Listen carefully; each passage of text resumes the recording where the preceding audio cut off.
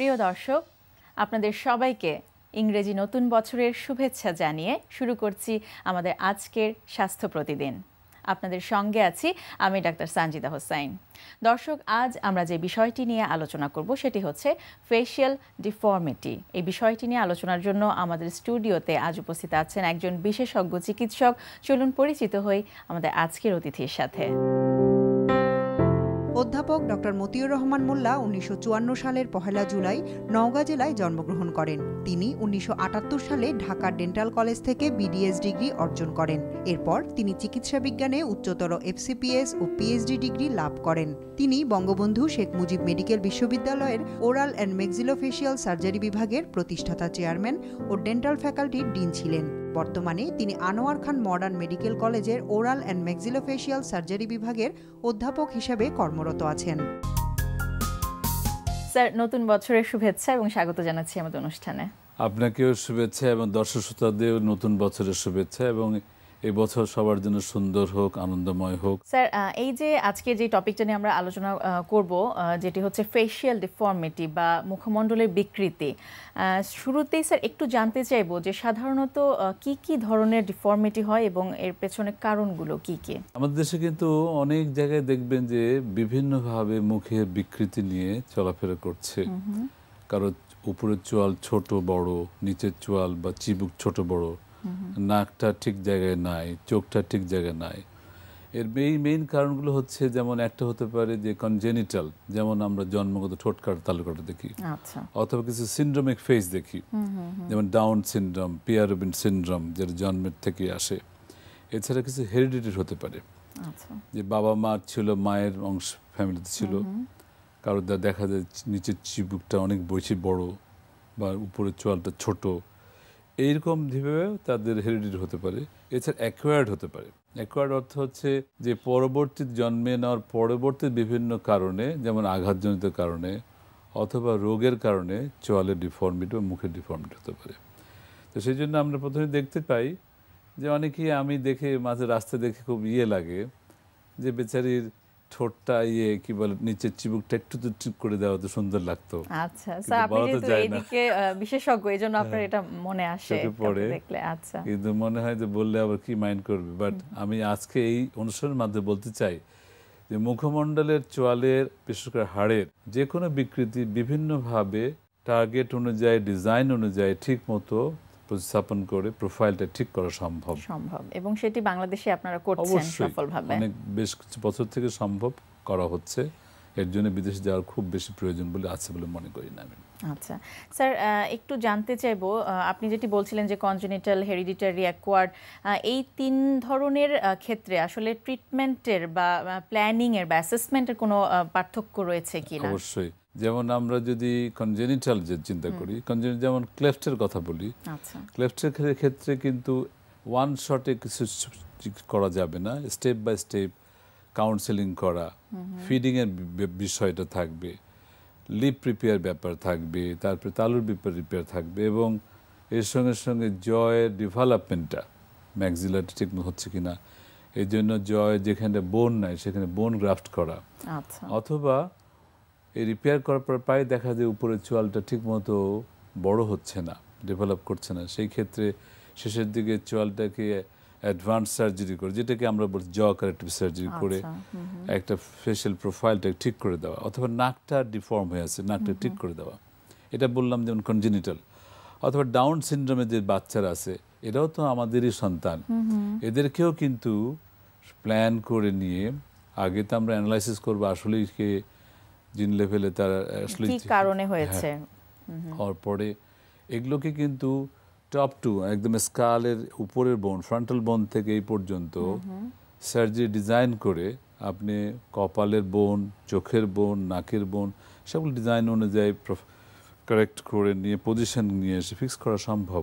আচ্ছা, অন্যদিকে যদি অ্যাকোয়ার্ড হয়ে থাকে, যেমন একটা জ টিউমার হয়েছে, ফুলে গেছে, সেটাকে আমরা কি করব, সার্জারি করে জ্বরটাকে, টিউমারটা ফেলে দিলাম, এবং শরীরের অন্য জায়গা থেকে আবার একটা সুন্দর বোন নিয়ে এসে লাগিয়ে দেওয়া, ফিক্স করে রিকনস্ট্রাকশন করে, যাতে করে তার দেখতে খারাপ না লাগে এবং সে ঠিক এবং এই সময়টাতে কিন্তু রোগীর একটা প্রশ্ন থাকে স্যার, যারা আপনাদের কাছে যাচ্ছে এই প্রশ্নটা কিন্তু থাকে যে এই যে আমার টিউমারটাকে সরিয়ে ফেলবেন, আমি তখন চলবো কিভাবে, আমাকে দেখতে কেমন দেখা যাবে, এই কারণেও কিন্তু অপারেশনটা করতে অনেকে অনাগ্রহ থাকে। আমরা শুধু সার্জারি করে কেটে বাদ দিলে তো হবে না, তাকে তো আগের মতো তার সামাজিক ব্যবস্থায় ফেরত যেতে হবে, কাজ করতে হবে। সেজন্য বোথ অ্যাস্থেটিক্যালি এবং ফাংশনালি তাকে রিকনস্ট্রাকশনের ব্যবস্থা করতেই হবে, যে সার্জারি করি না, সেটা ক্যান্সার সার্জারি হোক, টিউমার হোক অথবা ডিফর্মিটি হোক।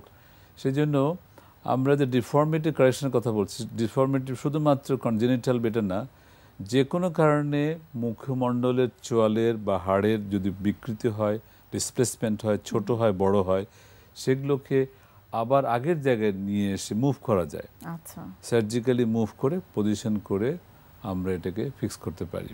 আচ্ছা, সেই জন্য কারো নাকের সমস্যা, কারো উপরের চোয়াল যদি ছোট হয় বড় করতে হবে, অথবা নিচের চোয়ালটা, নিচের চিবুকটা যদি ছোট হয় লম্বা হয়, অনেকের থাকে, অথবা এক সাইডে বাঁকা এক সাইডে সোজা আছে, আচ্ছা, এগুলো কেউ ঠিক করা যায়। স্যার এই যে এতগুলো ডিফর্মিটির কথা আপনি বললেন, তো অ্যাস্থেটিক পারপাস ছাড়া ফাংশনালি কি এর কোনো দরকার রয়েছে, এবং সেটি স্যার কি কারণে? যেমন আমি প্রথমে ক্লেফট প্যালেটের কথা বলবো। যদি তালুটাই ঠিক না থাকে, এক খেতে অসুবিধা, 2 নম্বর হচ্ছে কথা বলতে পারবে না, প্রায় দেখা যাবে লাংসে ইনফেকশন হচ্ছে, অথবা দিস ইজ ওয়ান। সেকেন্ডলি যদি মনে করেন যে নিচের চোয়ালের চাইতে উপরের চোয়ালটা, উপরের চোয়াল নিচের চোয়ালটা বেশি বড় হয়ে গেল, যেটা আমরা ক্লাস 3 স্কেলেটাল প্যাটার্ন বলি, সেই ক্ষেত্রে হবে কি তার দাঁতের সঙ্গে দাঁতের কোনো মিল থাকবে না, সে খেতে পারবে না, এবং কিছু কিছু স্পেশাল সাউন্ড আছে সেগুলো সে তৈরি করতে পারবে না।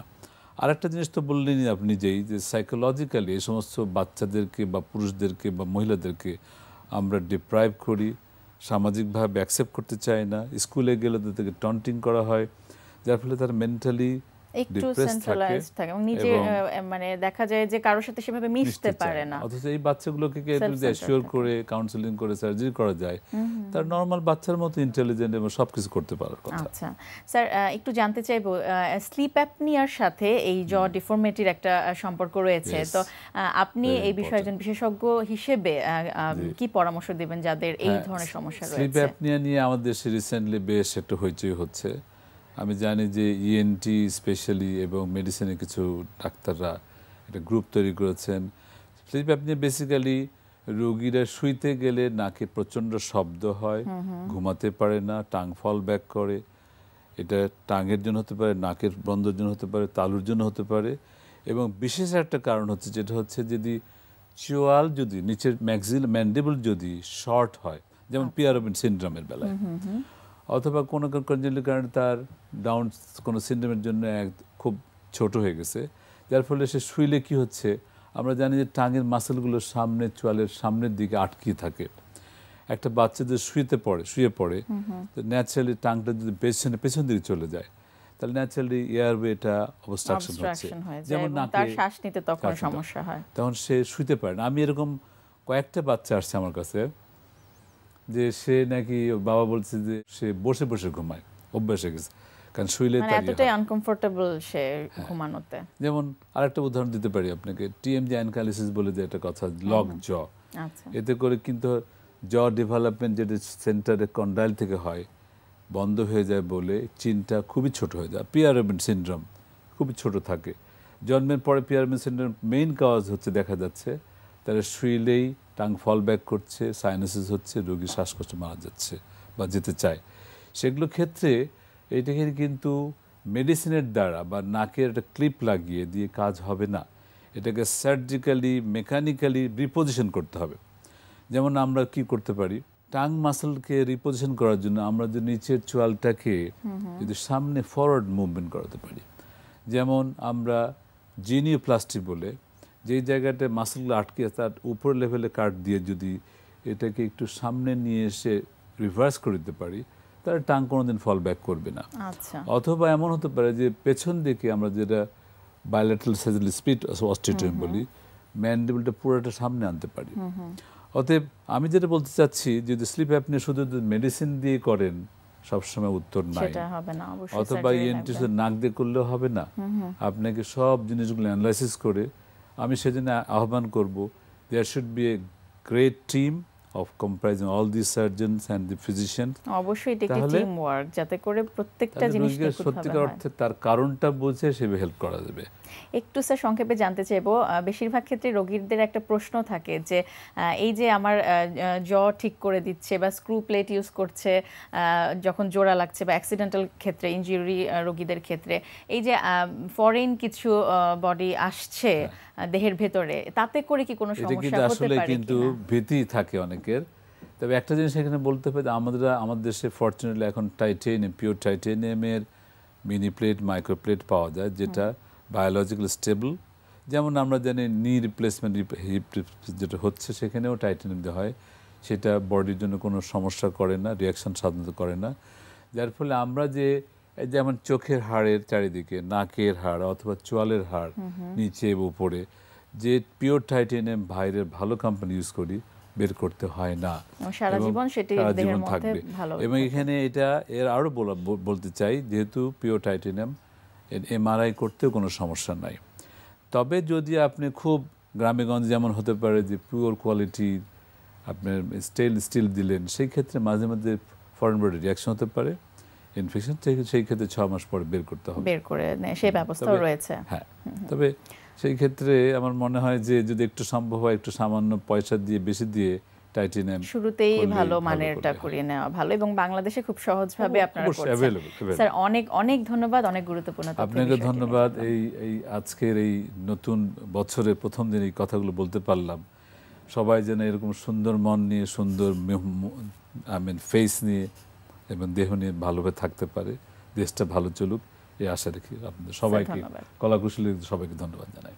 প্রিয় দর্শক, আমরা শুনছিলাম একটি অত্যন্ত গুরুত্বপূর্ণ বিষয়, যেটিকে বলে ফেশিয়াল ডিফর্মিটি বা মুখমণ্ডলের বিকৃতি। এই বিষয়টি নিয়ে বেশ কিছু গুরুত্বপূর্ণ তথ্য আমরা জানতে পারলাম আমাদের আজকের অতিথির কাছ থেকে।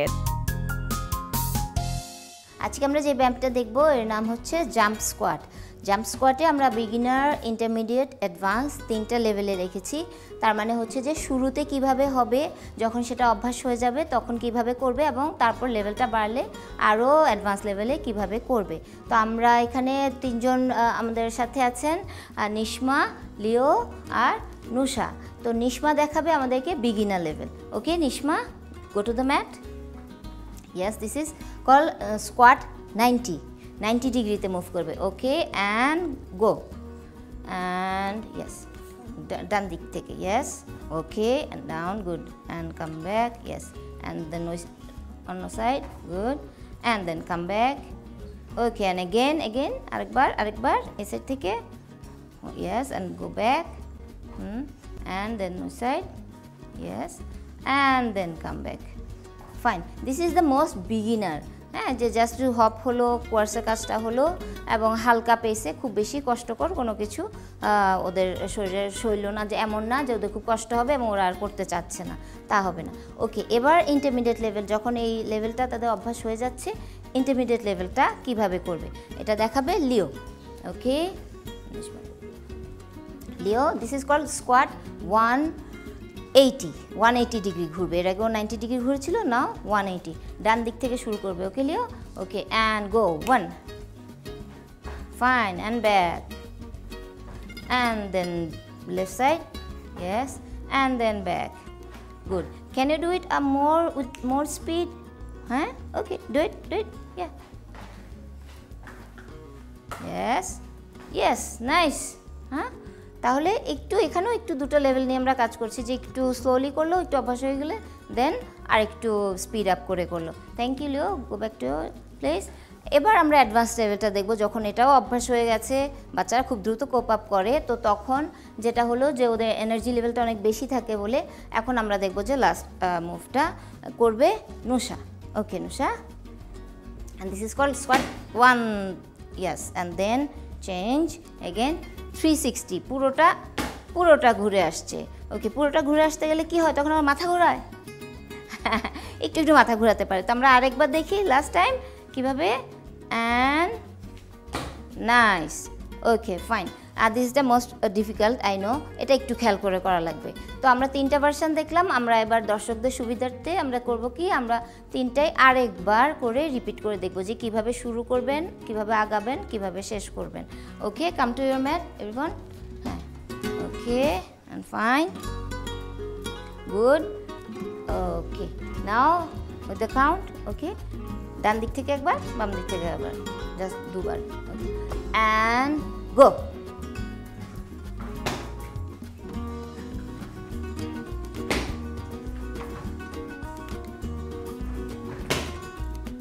ওকে, ফাইন, ঠিক আছে। তাহলে আমরা বুঝলাম যে কিভাবে 3টা লেভেলে করতে হবে। যার যেই লেভেল বা যার যেই বয়স বা সক্ষমতা সেই অনুযায়ী আপনারা শুরু করবেন, এবং হয়তো হতে পারে যে আপনারা আরও কিছু লেভেল বাড়িয়ে ফেলবেন, আমরা সেটাই আশা করছি। প্রিয় দর্শক, মানুষের সেবায় এগিয়ে আসবে মানুষ, এটাই মানবতা। কিছু মানবিক গুণাবলী সম্পন্ন চিকিৎসক বিনামূল্যে দিয়ে থাকেন চিকিৎসা সেবা। মেডিকেল ক্যাম্প করেও কেউ কেউ বিনামূল্যে ঔষধ ও চিকিৎসা সেবা দিয়ে থাকেন। আর তাদের নিয়েই আমাদের এইবারের আয়োজন মানুষ মানুষের জন্য।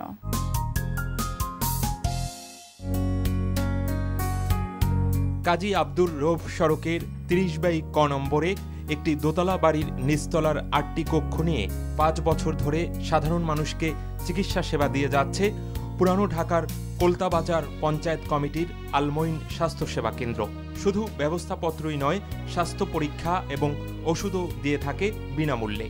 সপ্তাহে একদিন শুক্রবার এ সুযোগ পান কলতাবাজারের বাসিন্দারা। গরিব ও দুস্থ মানুষকে বিনামূল্যে চিকিৎসা সেবা দিতে কলতাবাজার পঞ্চায়েত কমিটি দারিদ্র বিমোচন প্রকল্পের অধীনে 2011 সালের 25 ডিসেম্বর প্রতিষ্ঠা করে আলমইন স্বাস্থ্যসেবা কেন্দ্র।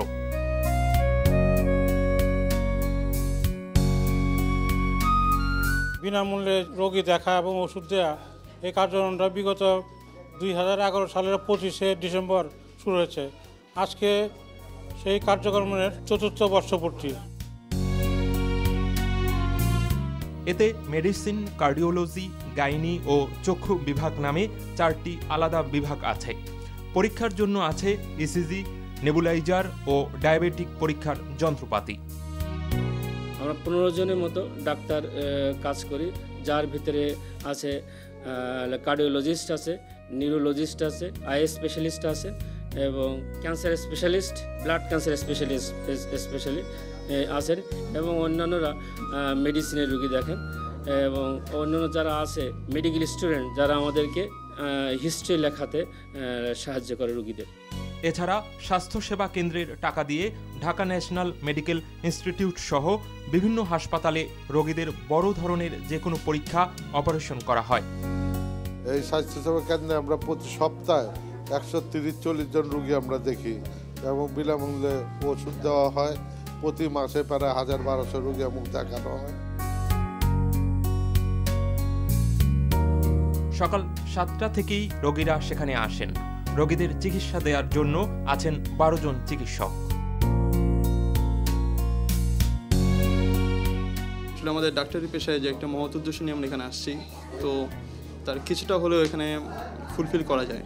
যেমন সপ্তাহে একদিন শুক্রবার, যেটা আমাদের বন্ধের দিন থাকে, তো এই টাইমটা আসলে ফ্যামিলি মেম্বার প্লাস যারা রিলেটিভস ওদের সাথে টাইম দেওয়ার কথা, কিন্তু আমরা এখানে এসেছি যে একটা মহৎ উদ্দেশ্যকে সামনে রেখে, যাতে ডাক্তারি করার পাশাপাশিও যে মেন্টাল স্যাটিসফ্যাকশন এখান থেকে আদায় করা যায়। যে প্রেসক্রিপশন অনুযায়ী ওষুধ দেওয়া হয় এবং কতদিন পর ওষুধটা কতদিন কন্টিনিউ করতে হবে, কতদিন খেতে হবে, আবার কতদিন পর ফলো আপে আসতে হবে, অথবা কোনো পরীক্ষা নিরীক্ষা করতে হলে আমরা আশেপাশে যে ঢাকা ন্যাশনাল মেডিকেল কলেজ অথবা সেখানে অথবা ভালো কোথাও রেফার করে দিই সেই পরীক্ষা নিরীক্ষাগুলোর জন্য। প্রতি মাসে স্বাস্থ্যসেবা কেন্দ্রে প্রায় 1 লাখ টাকার ওষুধের দরকার হয়। এই টাকা কলতাবাজার পঞ্চায়েত কমিটির সদস্য ও মহল্লার ধনী বাসিন্দারা দিয়ে থাকেন। এছাড়া জাকাত, কোরবানির পশুর চামড়া সংগ্রহ করা হয়। প্রিয় দর্শক, আমাদের আজকের স্বাস্থ্য প্রতিদিনের হেলথ টিপস। শীতে ঠোঁট ফেটে গেলে অনেকে জিহবা দিয়ে তা ভেজানোর চেষ্টা করেন, এতে ঠোঁট আরও ফেটে যেতে পারে। তাই এমন অভ্যাস পরিত্যাগ করে প্রয়োজনে ভ্যাসলিন ব্যবহার করুন। দর্শক, স্বাস্থ্য প্রতিদিন সম্পর্কে যদি আপনাদের কিছু জানার থাকে কিংবা কোনো পরামর্শ যদি আমাদের দেবার থাকে জানাতে পারেন এই ঠিকানায়। প্রযোজক স্বাস্থ্য প্রতিদিন, এনটিভি, বিএসসি ভবন, 7তলা, 102 কাজী নজরুল ইসলাম এভিনিউ, কারণ বাজার, ঢাকা 1215।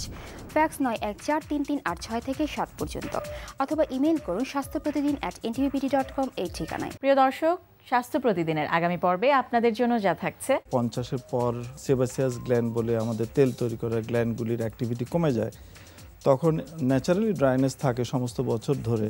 আবার বাচ্চারা যাদের সেবাসিয়াস গ্ল্যান্ড বা তেল তৈরি করার গ্ল্যান্ডের অ্যাক্টিভিটি নাই 12 বছরের নিচে, তাদের ড্রাইনেস সমস্ত বছরই থাকে, কিন্তু শীতে এগুলো বেড়ে যায়। প্রিয় দর্শক, বিশ্বের যে কোনো প্রান্ত থেকে যে কোনো সময় স্বাস্থ্য প্রতিদিন অনুষ্ঠানটি উপভোগ করতে চাইলে লগ ইন করুন আমাদের পূর্ণাঙ্গ ওয়েব পোর্টাল www.ntvbd.com। দর্শক, আজ এ পর্যন্তই। আপনাদের সবাইকে নতুন বছরের শুভেচ্ছা আবারও জানিয়ে শেষ করছি আমাদের আজকের অনুষ্ঠান। আগামীকাল আবারও দেখা হবে ঠিক একই সময় এনটিভির পর্দায়।